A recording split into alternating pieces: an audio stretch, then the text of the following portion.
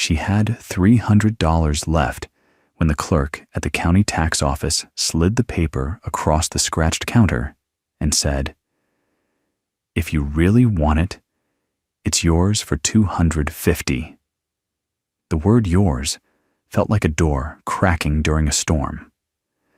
Mara Reed signed with a hand that had learned to look steady even when it wasn't, breathed out, and tucked the deed into the inside pocket of her coat next to the emergency granola bar she'd been promising her daughter all morning. "Is it really a house?" 9-year-old Lily asked, eyes too old and too bright. "It's really a something," Mara said, managing a smile that didn't collapse. Outside, the sky was the pale gray of unpolished spoons. Wind slid across the fields and lifted the ends of Lily's scarf. The clerk had called it a ruin, a foreclosed estate no one wanted because the roof sulked and the pipes remembered only winter. But ruin was just a word people used when they'd stopped looking for a way in. Mara had slept in a car that refused to start twice a week, in a motel where the carpet kept its secrets, in a shelter where the rules were courage dressed as caution. A ruined mansion with walls and a door, and a chance to be warm sounded like deliverance written in dust. They followed the county map down a road that forgot itself, past silos hunched like shoulders, past a boarded church that still kept its steeple out of habit. Snow from last week clung to the ditches in tired drifts. When the trees opened, the house rose out of the thinning brush, a big-boned stone thing with a face that had once been proud and now wore its ivy like a second skin. Windows blinked with grime. Icicles gripped the eaves like teeth. A porch slouched under the weight of a century. "It's beautiful," Lily said, and in that moment the word meant hope with a coat on. "Let's see if it says hello," Mara answered. The front door didn't. It was chained. Around back, a service entry had forgotten its lock. The lower panel had swollen and split, and the wood tasted like rain when her shoulder asked it to move. The door gave with a small gasp, and they stepped into the kitchen of another era. Tall ceilings, beadboard walls the color of old butter, a farm sink with iron ribs, a cast-iron stove that would have been handsome if it hadn't been abandoned. The air was colder than outside, a layered cold that felt like waiting. Their footsteps sounded like a story trying to remember itself. "We can make it warm?" Lily said, with the neat certainty only children or engineers use. "We can try," Mara said, tucking a loose strand of hair behind her ear to keep from crying. They toured like thieves scouting dragons. The dining room still kept the shape of a long table and the scuff marks on the floor. The parlor held a mirror that had seen too much and kept it anyway. A staircase climbed in a slow curve, as if it had all the time in the world. On the second floor, bedrooms wore wallpaper in the patterns of other people's summers, ferns and faded roses, and carpets that sighed when the light touched them. They chose the smallest room under the eaves because it felt like a hand-cupping warmth. "This can be ours," Lily said, placing her palm on the wall as if blessing it. "Just for now," Mara answered, the way you answer a wish you want to keep from breaking. They ate half the granola bar each, their breath fogging the air, and Mara went hunting for a miracle that looked like a boiler. In the basement, the stone walls were damp with the kind of honesty old houses practice. Her flashlight found the beast in a corner, big and riveted, a good machine that had been told to sleep too long. A gas line ran along the wall, A tag fluttered on a string like a small, brave flag. Shut off 2018. She followed the pipe to the meter, turned the valve a quarter inch, and listened with a mechanic's prayer in her throat. Nothing exploded. Back downstairs, she bled the air from the line, nudged the pilot, coaxed blue from stubborn, spoke to the iron the way her father had taught her when teaching had been the easiest way he knew to love. The flame took. The boiler chuffed and found a rhythm, and upstairs the radiator in the small room ticked and then sighed with heat that crept into iron like dawn under a curtain. Lily pressed both palms to it and laughed, a sound so clean the house looked up. They worked until dark, sweeping dust into careful piles, dragging a rug from the hallway and beating its ghosts out on the porch, taping plastic over the worst windowed windows, moving a twin mattress that had survived upstairs, by conviction alone. They washed their hands in water, the color of patience, until it ran clear. Mara found a single light bulb that agreed to live a little longer when pleaded with, and when she pulled the chain, the room filled with a light so thin and beautiful it felt like forgiveness. "We did it," Lily whispered, as if they'd tricked the cold into believing in them. Night in a new place is a teacher, with a soft voice. Every creak sounded like a question. The wind braided itself through the trees and pressed its face to the glass. Mara lay awake, counting the ways this could go wrong. The roof could argue with a storm. The town could decide caretaking wasn't a job you could declare for yourself. Her old life could remember her number. But underneath the tally was a steadier beat. "You are inside," she breathed. "You are inside, and your child is warm." She slept and dreamed of a dining room full of strangers holding mugs with both hands and listening. Morning understudied sunlight, but managed something like it anyway. They ate oatmeal on the stair because the morning made stairs friendly. The house felt different now, less suspicious of their intentions. They cleaned the pantry and found a small cathedral of mason jars empty, except for the memory of peaches. Lily made a game of naming rooms. Warm room, quiet room, think room, and a little closet with a triangular ceiling that she declared would become the Red Nest. In the library, bare shelves, a window that wouldn't commit to closing, Mara discovered a shoebox of letters bound with fraying ribbon. The top envelope had been slit open and pressed back into shape. The handwriting curved in a confident hand. If you're reading this, you have a good nose for places. We learned that the house listens better if you tell it something true. It might keep you safe if you promise to keep it company. Signed, only M. True. She had been fired in a meeting that lasted 8 minutes and used the word restructure like a synonym for sorry. True. Her mother had stopped answering calls in a language that felt like weather. True. She had bought a ruin for $250 because sometimes you fix the thing you can reach when you can't fix the thing that broke. She whispered those truths to the wood and felt, foolishly, or not, that the house nodded from the rafters. The surprise didn't come as thunder or threat. It came as a small sound you'd mistake for the house settling if you weren't listening.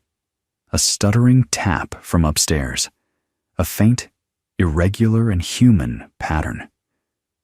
"Pipes?" Lily said. "Maybe," Mara answered, which is what you say when you don't yet want the world to be complicated.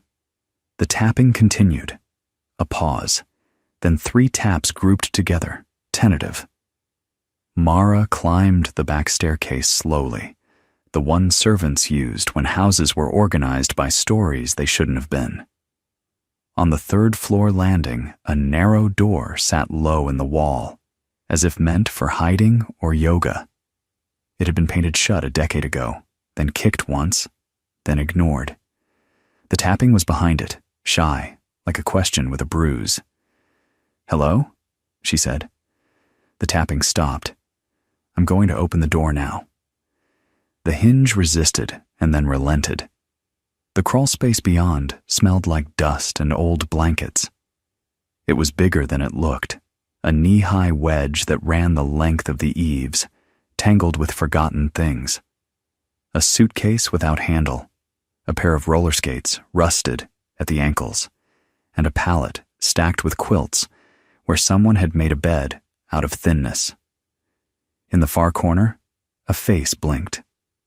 A girl, 17 maybe.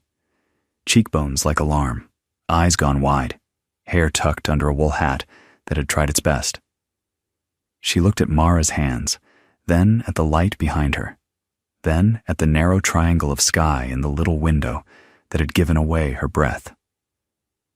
"I'm sorry," the girl said, voice cut into the smallest possible size. "I was just going to stay the night." Lily leaned against her mother's hip, gaze steady. The girl flinched at the sight of the child, then folded in on herself like a map. "You're okay," Mara said softly, holding both hands out, palms up. "The way you do to a stray dog, or the part of yourself that refuses to be found. You're okay." "I didn't touch anything. What's your name?" "June." "I'm Mara. This is Lily. You hungry?" June's eyes filled so fast it was like watching a glass fog. She nodded once and then couldn't stop nodding. They led her downstairs, not by the arm, but by the gravity of warm air traveling from a radiator. In the kitchen, June sat on the edge of a chair as if prepared to run while her body insisted on being fed. Mara set a bowl of soup, canned, but heat turns humility into cuisine, on the table, slid it toward her, and discovered she could almost hear June's ribs. Lily put crackers on a plate the way waitresses in movies do when tips might show up. June ate like a person who had promised herself she would not cry in front of strangers, and then added this, too, to the list of promises life made difficult. When she could breathe again, she told them the basics. A stepfather who practiced rules like religion and kindness like a foreign language. A mother who measured love in fear. 2 days on buses. A night behind a diner when the temperature explained limits. A rumor that the old house sometimes leaked warmth if you were quiet and asked politely. "I wasn't going to take anything," she repeated, and Mara believed her because the girl kept glancing at the sink like it was a cathedral. The 911 moment sneaked up on all of them. June reached for her hat, as if embarrassed by having been cared for, and the sleeve of her sweater hiked up to show a bruise the color of bad fruit. It wasn't the bruise that made Mara reach for the phone. It was the way June spoke about going back. Not in words. Words can be taught to lie. But in the angle of her shoulders, and the practiced way she apologized for occupying space. Mara knew that posture. She had worn it. She also knew some calls were betrayal, and some were mercy dressed as paperwork. "June," she said, soft but with steel laced in, "I'm going to call for help. Not the kind that drags you back. The kind that writes things down, that keeps people from pretending you don't exist. You don't have to stay here if you don't want to, but you don't have to go back there." June went very still. "They won't believe me," she whispered. "They'll say I made it up." "I believe you," Mara said, and realized it was the truest sentence she'd said in a year. She dialed 911. "I need an officer for a welfare check," she said calmly. and a social worker if you have one on call. We have a minor at our residence who needs protection and medical attention. She is safe right now. We are safe." The dispatcher asked for the address, the nature of the injuries, whether there was an immediate threat. Mara answered carefully, looking at June so the girl could watch her build a bridge and test each plank. "We're at the old Bancroft place on County 12. The door around back is open, because the front one has opinions." The dispatcher said they were sending someone. "Can you keep her warm?" "We can keep her warm," Mara said, and Lily nodded like a witness. They waited together, heat working its way through the old bones of the house, steam lifting from mugs like patient spirits. June breathed in counts of 4, shoulders relaxing by fractions as the minutes passed without catastrophe. The cruiser rolled up quietly. A woman stepped out wearing a parka and the expression of someone who has learned that arriving softly saves more lives. Behind her, a second car, a social worker with a tote bag full of forms and the kind of boots that suggested she had no illusions about floors. The officer introduced herself as Alvarez and crouched so her eyes were level with June's. "I'm here because somebody called and said you mattered," she said simply. "Can we make a plan that keeps you safe today?" June nodded, then shook, then nodded. Words found her in irregular beats. Alvarez wrote things in a notebook that made paper do good work. The social worker, Miss Donna, asked Mara if she was the owner. "Caretaker?" Mara said, surprising herself with the correctness of it. "For now." Dana looked around and saw what a person learns to see. Radiator heat, a child with easy eyes, a girl with a bowl, no longer full, because someone remembered soup. "If it's all right," Dana said quietly, "we can arrange a temporary placement with a vetted family in town. There's also a safe option for one more night here, if you're willing and if the officer agrees. I'll stay until she's asleep. No one is forced to go anywhere tonight." June looked at Mara, the way people look at water after walking a desert. Could I stay here one night?" "Only if you want to," Mara said, and Lily slid a spare pillow onto the mattress without the kind of drama adults attach to courage. Alvarez made 2 calls in language that sounded like safety. Dana produced forms like magic tricks. When June finally lay down under a quilt that smelled faintly of cedar and old summers, sleep dropped onto her like mercy. After the cars left, Dana on the porch said, "You did exactly the right thing. Not everyone would have called."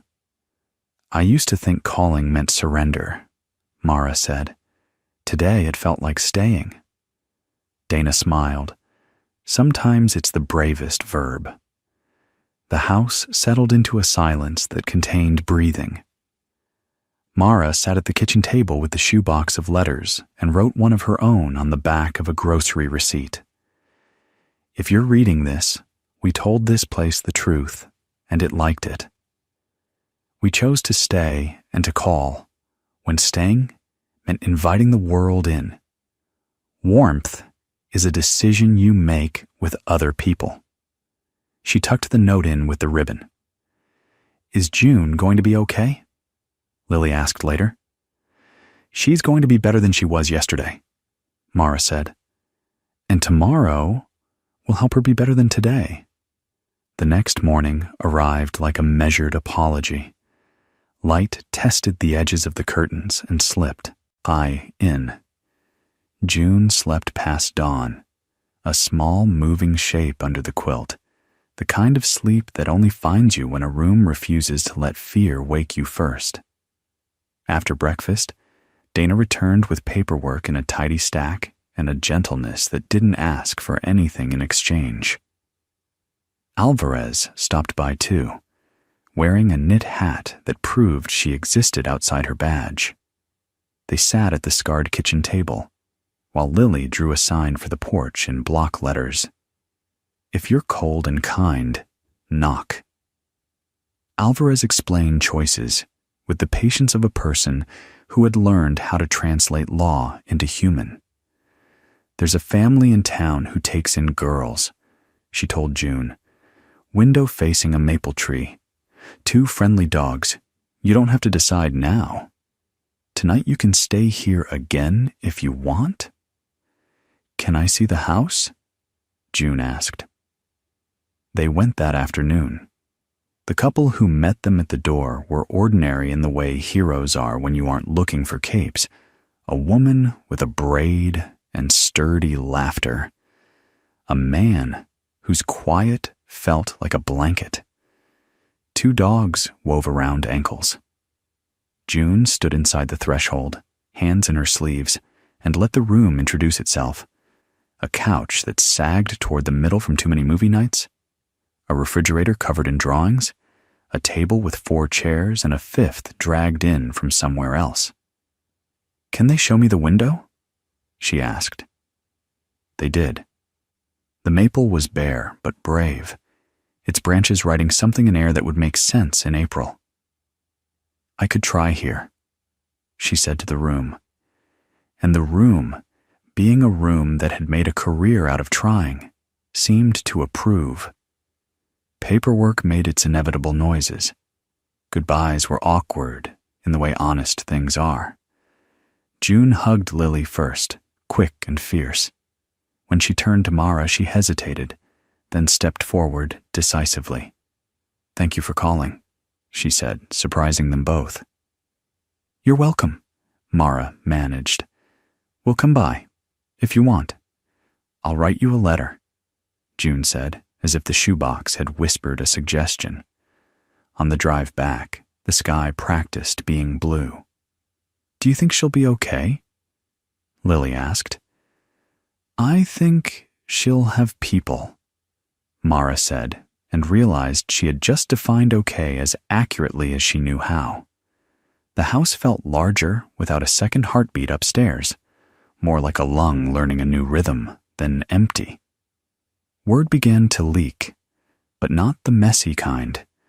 Alvarez must have told the right people the right amount. Ellis the mailman told the rest the way mailmen do, carefully, to porches that deserved the truth. The next morning, a woman from the church with the soft bell dropped off 2 quilts with a note that read, simply, "For whoever is cold." A retired plumber appeared after lunch, knocked the way men knock when they also offer, and said he'd heard a rumor about pipes that were trying their best. He left the basement at dusk, whistling, and refused money, like it was an insult, which is how you know someone's been paid in another currency. A teenager from the high school brought a gallon of paint and left his name on a volunteer list Lily invented from notebook paper and tape. A woman named Clara Bancroft called from 2 counties over, voice delicate as old lace, to say she had grown up in the house, that she had watched it go empty, that it warmed her bones to hear people were inside again. "I can't do stairs anymore," she said, "but I can send curtains." The box arrived the following Tuesday.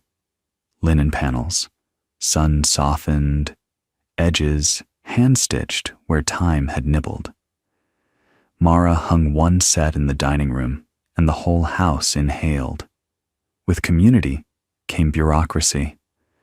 A man from the county office toured with a clipboard and the face of someone assigned to find violations, but hoping for good news. He frowned at wires, nodded at handrails, cleared his throat in the kitchen. "There's not exactly a category for what you're doing." "We're caretaking," Mara said, palms up like a ledger with 2 lines, warm and safe. He studied her, then the radiator hissing helpfully. "All right, caretaking. That buys time." He slid a form titled Provisional Use across the table. "I can't promise much," he said. "But I can promise paper that keeps other paper quiet." She signed, and the sound of pen on fiberboard felt like a small law being born in their favor. Storms still came, because storms don't check permits. March blew through like a choir of doors. A freeze snapped the air's patience and took shingles with it. They learned the trick of towels around windowsills and how to pack snow against the foundation like sandbags in reverse. A branch bullied a dining room window. It cracked, protesting, and then held. Ellis arrived with a replacement pane salvaged from a farmhouse that had given up and said, "Houses talk to each other." Which seemed true. June kept her promise. She showed up twice a week with sleeves to roll and stories to set down gently. She learned to bleed a radiator until heat walked all the way to the end of the line. She painted the porch railings a stern white that made the whole facade sit up straighter. She wrote letters, too, leaving them in the shoebox. One to the Mara of 2 months ago. One to the girl who would show up a year from now, needing a hot drink and a sentence that didn't ask questions. Lily folded each letter and dated it like a librarian. Evenings filled properly. Someone was almost always at the long table. June doing homework, Ellis reading yesterday's paper because today's was rude, Lily designing an inventory system for socks. Mara cooked in ways that stretched ingredients and memory and the definition of stew. Conversations rose and fell. Occasionally, someone would go still and look around as if surprised to be inside a room that wanted them. Spring arrived by degrees, and then all at once. The maple leafed out with the relief of a creature permitted. Crocuses reinvented purple along the walk.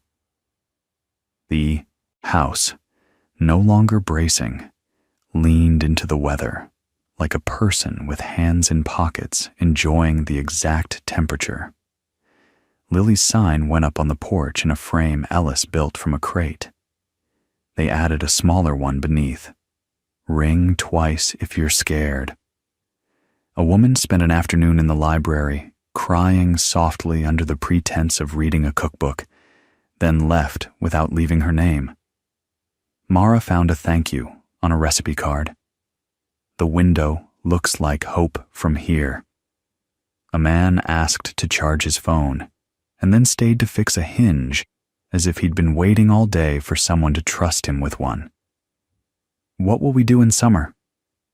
Lily asked on the porch steps, bare feet dirty with the right kind of dirt. "When it's not about heat?" "Shade is also a kindness," Mara said. "Cold lemonade qualifies as a mission. We'll learn the summer version of staying."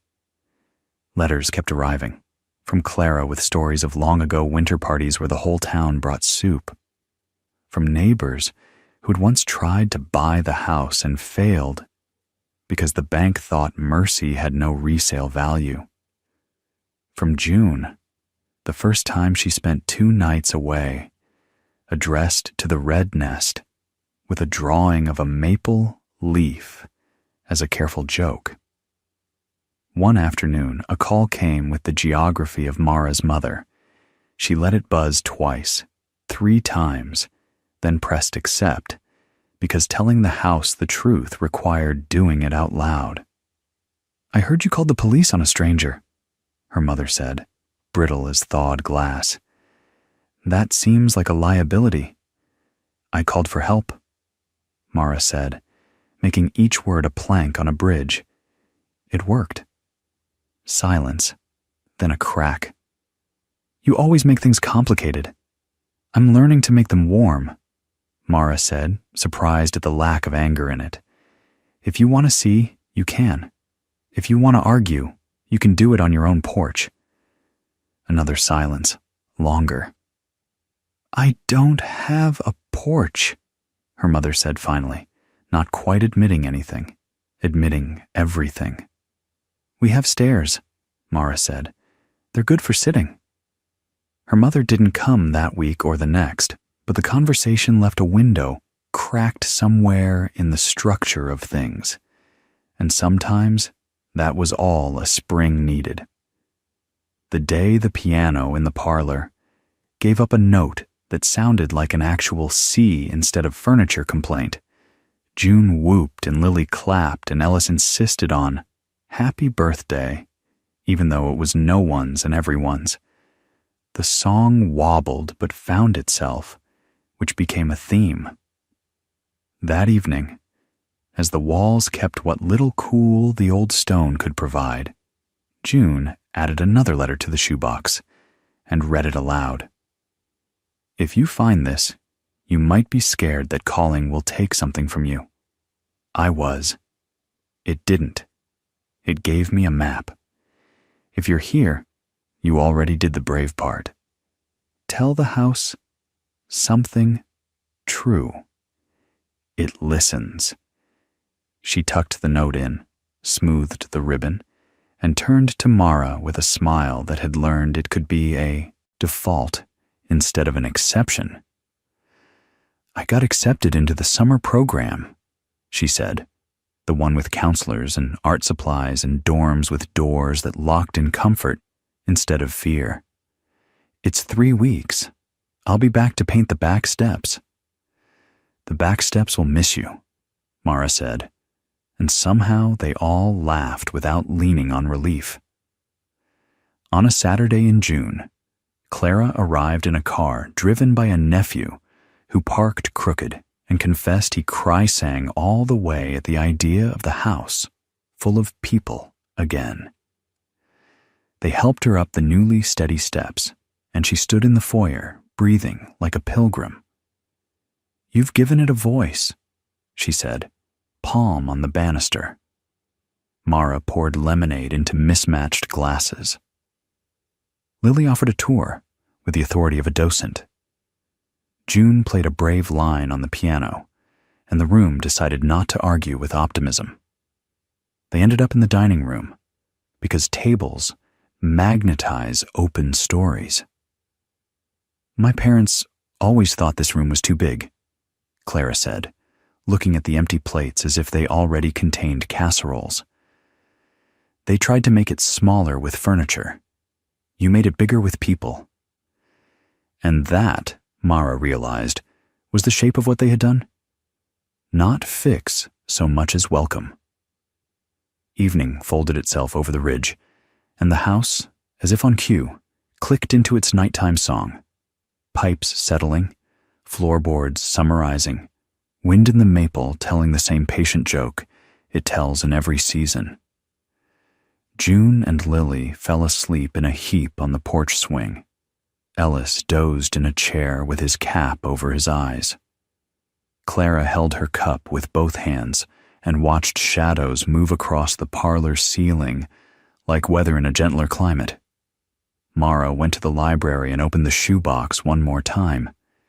She added a final card not to finish anything, because nothing about this was finished, but to mark a place you'd want to return to.